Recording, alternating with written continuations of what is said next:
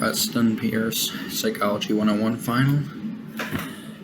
Hello, today I'm going to tell you about memory and how it affects studying. First, I'll tell you about how we teach for tests in the United States of America and how it affects learning, and how learning affects teaching in the United States of America, and memory. Then I'll tell you about memory techniques and how they can be used for benefit for testing. I'll teach you active learning techniques and the mnemonic devices that will help you when learning. These are all methods that any student would benefit from too. Now, how we study for tests.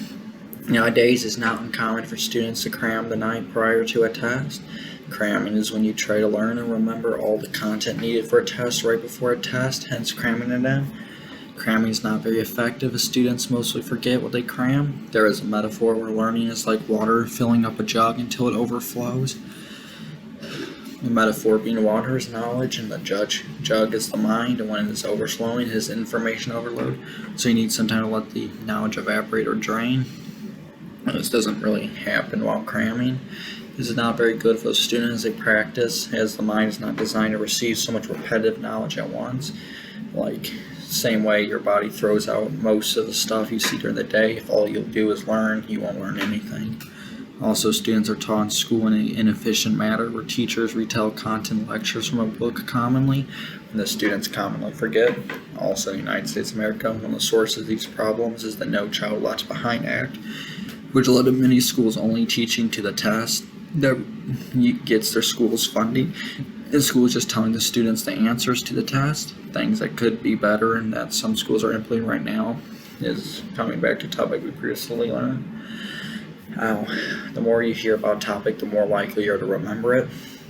Studies show that learning sometimes something intermittently causes you to remember it more, along with having an emotional attachment makes you remember more. Learning intermittently is called gap learning. In America, they traditionally teach you as much stuff as quickly as possible, but it may be better to learn in gap learning instead. In my school, I remember learning biology in 6th grade. In high school again, and I remembered it more because I have learned it in the past. Another benefit is the batter math off phenomenon could come into effect, making students see it more often, remembering better. Students can also do more hands-on learning and use more learning styles like hearing and seeing. Now I'll tell you about memory techniques and memory principles. Memory techniques are called mnemonic devices, which are useful techniques to better remember and learn things. There are 4 main memory principles. The first one is process material actively. Processing material actively is when you are active in your learning. Instead of just being passively sitting there watching passively, one active learning strategy is to ask questions for clarification. Asking questions for clarification is important so you do not misunderstand. The next technique is to brainstorm. To brainstorm is come up with ideas in order to solve a problem. This can be done alone or in a group. Discussion in a group is another form of active learning in order to learn.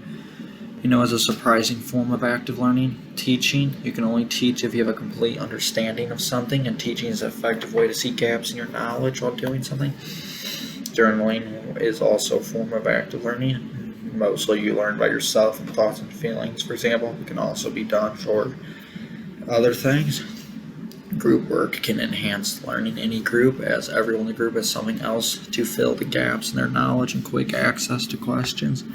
Focused listening is when you pay attention to key ideas in text without distractions, like when you scan across a page and just look at what is in bold or the titles or summaries. Note-take is definitely the largest active listening technique, as there is many strategies in note-taking.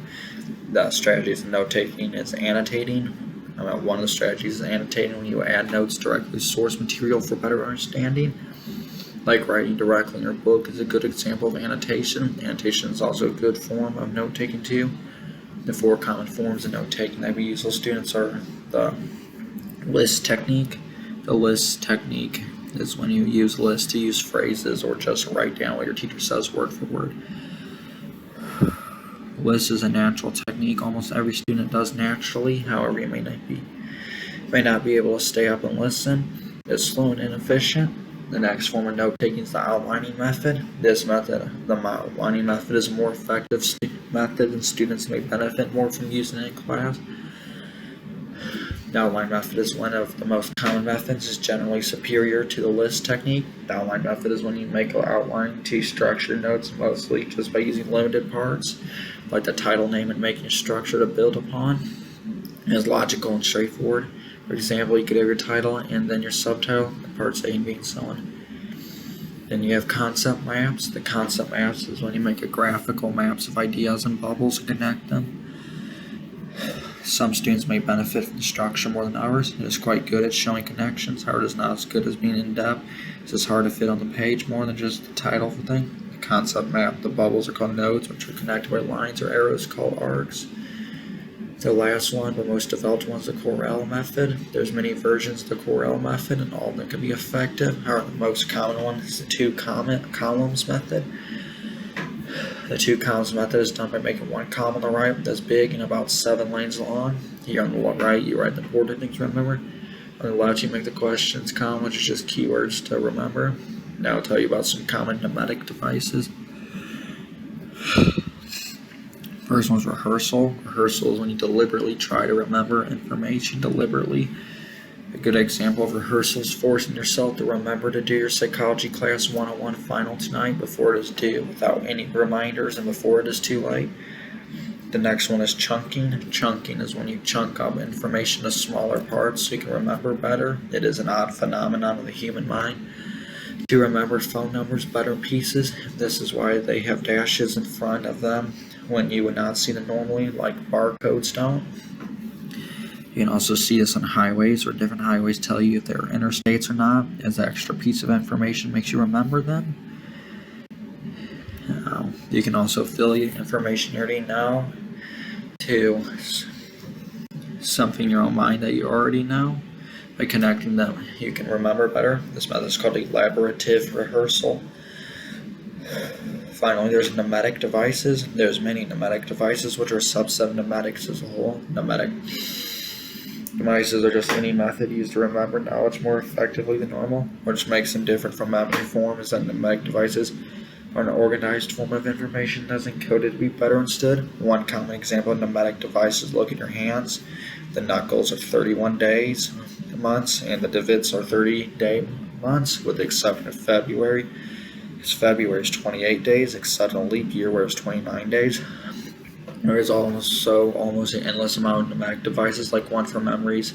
Herds of animals cause panic, which is for hippocampus, amygdala, cerebellum, and prefrontal cortex, the parts of the brain used in memory formation. In conclusion, thank you for listening. Today you should learn about how we study for tests in the United States and what can be improved. You would have also learned many memory techniques and how to do them. You should have also learned how to use the 4 note-taking styles of the outline method, concept map list, and the Corel method, and many of the mnemonic techniques. Also how to learn actively. And the techniques that this entails, being the asking question, clarification, and brainstorming groups, and more. The end.